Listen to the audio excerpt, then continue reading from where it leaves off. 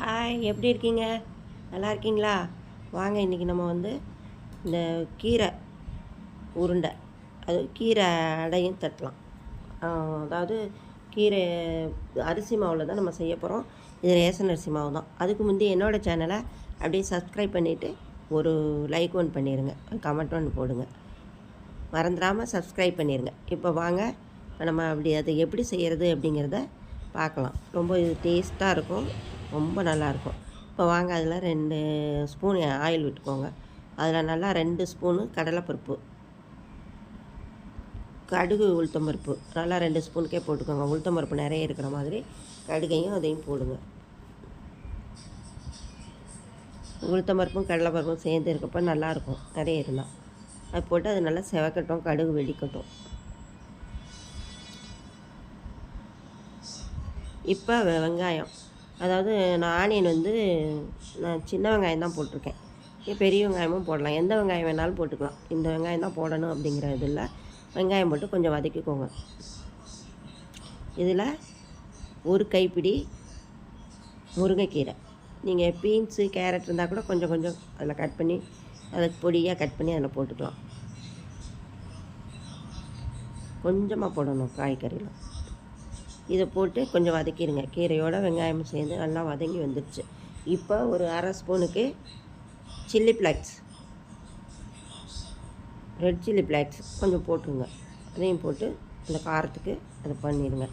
இப்போ தண்ணி, ஒரு கப் மாவுக்கு 1.5 கப் அளவில், இப்போ நான் 2 கப் மாவு போடுறேன், 3 கப் தண்ணி ஊற்றுறேன்.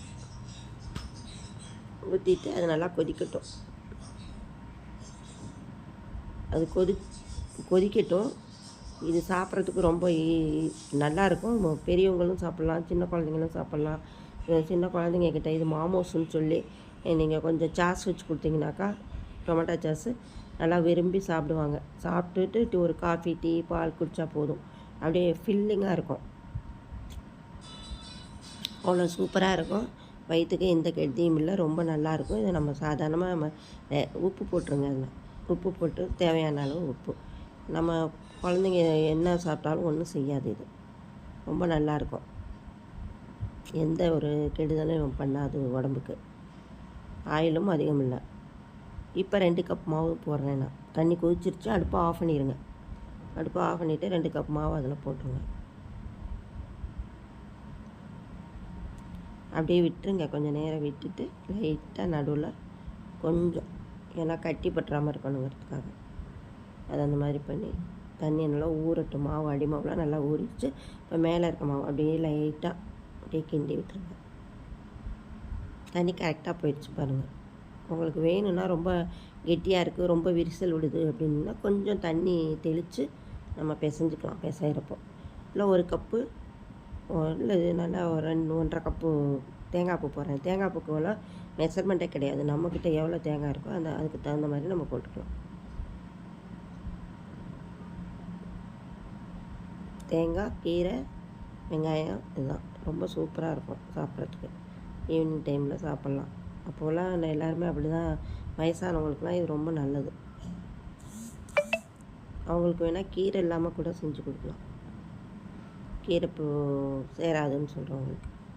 இது குழந்தைங்களுக்கு இது கூட காய்கறி போட்டு கொடுக்கலாம். நைஸாக கொஞ்சமாக காய்கறி போட்டு துருவி போட்டு இதோடு பிசைஞ்சு கொடுத்தா மாமோஸ் மாதிரி சாப்பிட்ருவாங்க சாஸ் தொட்டு. இது நல்லா ஆறட்டும். ஆறினதுக்கப்புறம் நல்லா சப்பாத்தி மாவு மாதிரி பிசைஞ்சுக்கலாம். 2 நான் இப்போ இதில் அடையும் தட்ட போகிறேன். அடையும் தட்டிட்டு அந்த உருண்டையும் பிடிக்க போகிறேன்.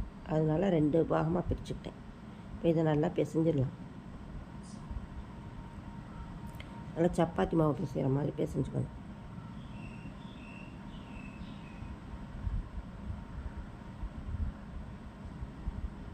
கையை வச்சு நல்லா பிசைஞ்சு அதை உருட்டி எடுத்து வச்சுட்டு, அந்த மாவையும் இன்னும் ஒரு பாதி எடுத்து வச்சுருக்கோமே அதையும் இதோட போட்டு இதிலேயே போட்டு பிசைஞ்சுக்கோங்க. இதை எடுத்து வச்சுருங்க.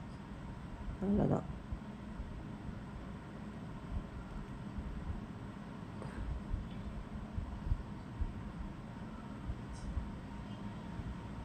ஈவினிங் டைம்லலாம் சாப்பிட்லாம். காலையில் டிஃபன் மாதிரி கூட சாப்பிட்றலாம், அந்த மாதிரி இருக்குது. இருந்தாலும் ஈவினிங் டைமில் பசங்க எல்லாம் டியூஷன் போகிறப்போ பெரியவங்கள்லாம் அந்த வாக் போகிறதுக்கு அதுக்கு முந்தி இதை சாப்பிட்டுட்டு ஒரு 2 உருண்டை சாப்பிட்டுட்டு ஒரு காஃபியோ டீயோ குடிச்சிட்டு போனாங்கன்னு வைங்களேன், ரொம்ப நல்லா ஃபில்லிங்காக நல்லாயிருக்கும்.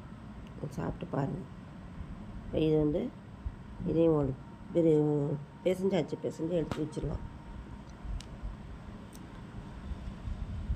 செய்யறது ஈஸி. வீட்டில் நம்ம ரேஷன் அரிசி மாவுலேயே கூட இது செய்யலாம். இது ரேஷன் அரிசி மாவு தான், பச்சரிசி மாவு. உருண்டையெல்லாம் உருட்டி வச்சுக்கலாம்.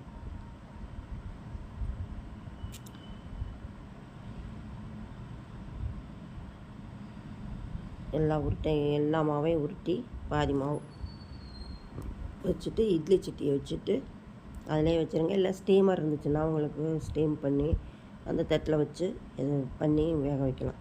வேக வச்சு இது நல்லா வெந்துடும். ஒரு 10 நிமிஷத்தில் வெந்துடும்.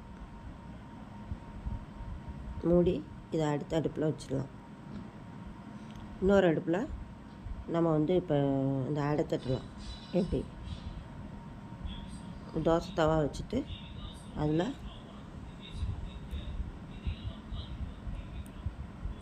அதுலேயே வச்சு தட்டினாக்கா கொஞ்சம் விரியுது ஓரமெல்லாம். கொஞ்சம் தண்ணி பற்றலைன்னா நம்ம தண்ணி கொஞ்சம் கலந்து பிசைஞ்சிக்கணும். மாவு நல்லா விரியாமல் வரத்துக்கு பச்சை தண்ணி தொட்டு பிசைஞ்சால் கரெக்டாகிடும். இது கொஞ்சம் நெய் விட்டுருங்க. லைட்டாக நெய் விட்டு இது சாப்பிட்லாம். நெய் விட்டுட்டு திருப்பி விடுங்க.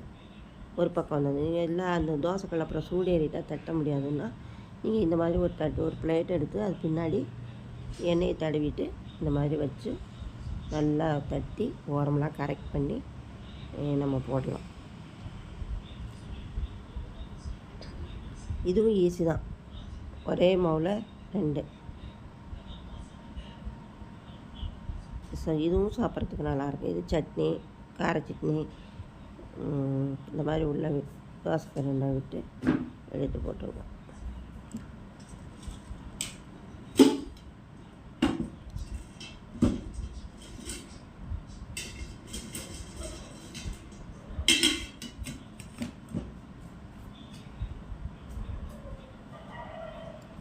வாழை இல்லை, பாலித்தீன் பை, எதில் வேணாலும் நமக்கு எது பிடிக்குதோ அதில் நம்ம தட்டலாம்.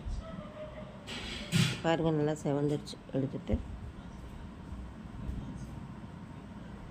இல்லை சட்னி, சாஸ் எது வேணாலும் வச்சு ஒயிட் சட்னி, கார சட்னி, க்ரீன் சட்னி எது வேணாலும் இதுக்கு சூப்பராக இருக்கும். வச்சுட்டு அந்த உருண்டையை எடுத்துருங்க. வெந்துருச்சு அது. அதையும் எடுத்துகிட்டு 2ஐயும் எடுத்து சாப்பிட கொடுங்க. இது வரைக்கும் என்னோடய சேனலை வாட்ச் பண்ணவங்க எல்லாருக்கும் நன்றி.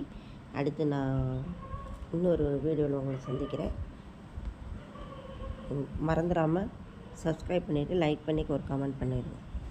இதை அப்படியே சும்மாவும் சாப்பிடலாம், வெறுமனே சாப்பிடலாம். நான் க்ரீன் சட்னி வச்சுருக்கேன்.